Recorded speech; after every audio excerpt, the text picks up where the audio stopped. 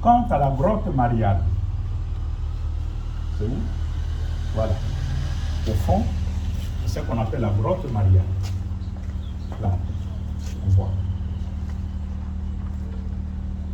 Ces monuments religieux que vous voyez là, dédiés à la Vierge Marie, et donc un lieu de vénération, un lieu de prière et un lieu de recueillement.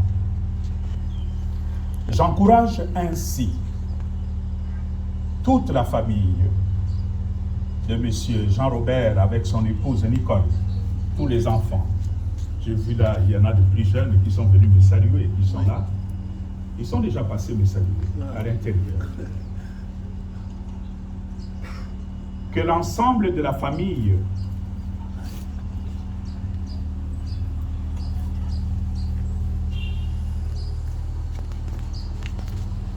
puisse être encouragé.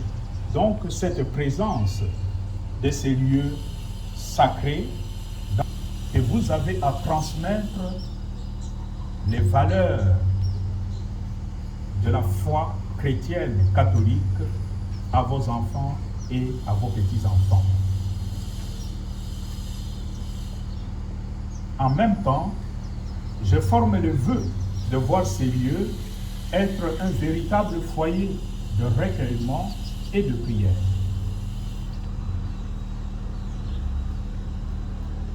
En consacrant aujourd'hui cette chapelle privée qui va ensemble avec la grotte Mariale, je voudrais rappeler et insister sur le fait qu'il s'agit d'une chapelle strictement privée, comme je l'ai dit, donc distinct d'une chapelle dans une paroisse ou dans une maison religieuse. Par conséquent, aucune célébration liturgique ne peut y être organisée en concurrence avec les célébrations de la paroisse, je l'ai dit. Je charge ainsi le curé de la paroisse, le père Patrick. Patrick? Oui.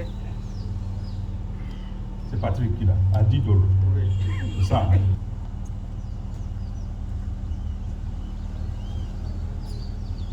C'est lui, dans sa charge, non seulement il est le curé, mais ça fait partie de façon aussi spécifique de la compétence du curé. En même temps, votre curé ici, comme le curé doyen. Le vice-doyen.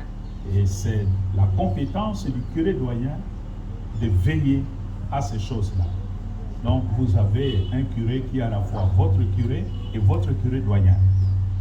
C'est son travail de veiller à l'orthodoxie. Je dis bien, c'est son travail de veiller à l'orthodoxie de la foi et de la doctrine chrétienne catholique dans tout ce qui se fera ici. On ne peut pas transformer ces lieux en lieux de prière pour une confession autre que la foi catholique. Avec des amis qui prient dans Nzambe Malamu pour dire nous allons faire une prière ici, ça ne marche pas comme ça. Ce sera le rôle du curé d'intervenir.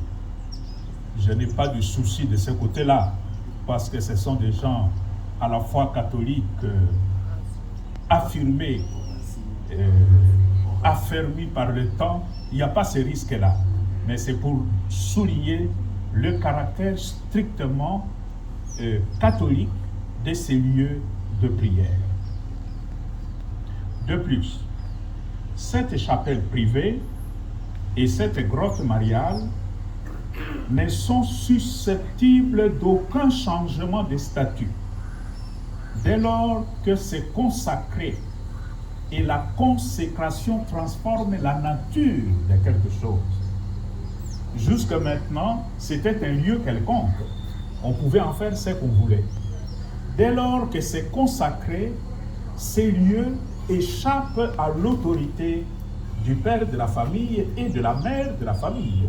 Ce n'est plus à eux de décider, mais nous pensons que ce petit coin-là, on pourrait en faire une paillote pour prendre de l'air le soir. Ce n'est plus sous votre autorité.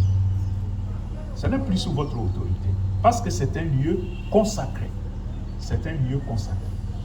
Et tout ce qui est consacré devient propriété de Dieu. De Dieu. Ça appartient à Dieu.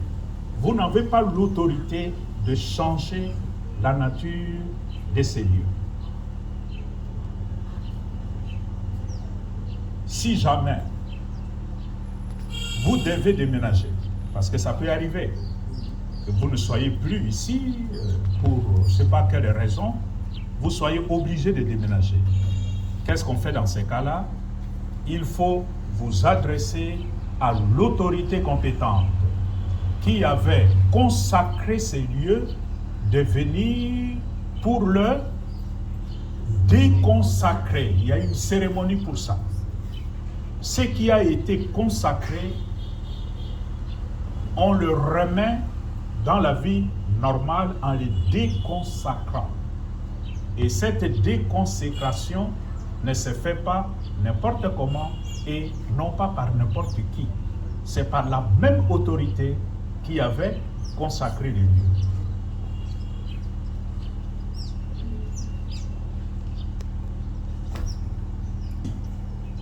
En exhortant M. Jean-Robert, Maman Nicole et tous les enfants, membres de cette famille vivant dans cette concession,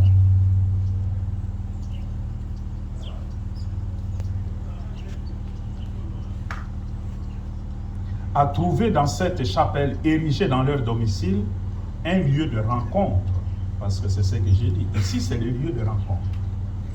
Lieu de rencontre avec le Seigneur.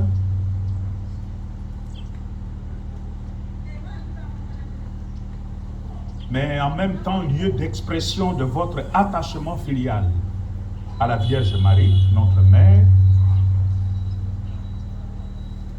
Je voudrais implorer sur vous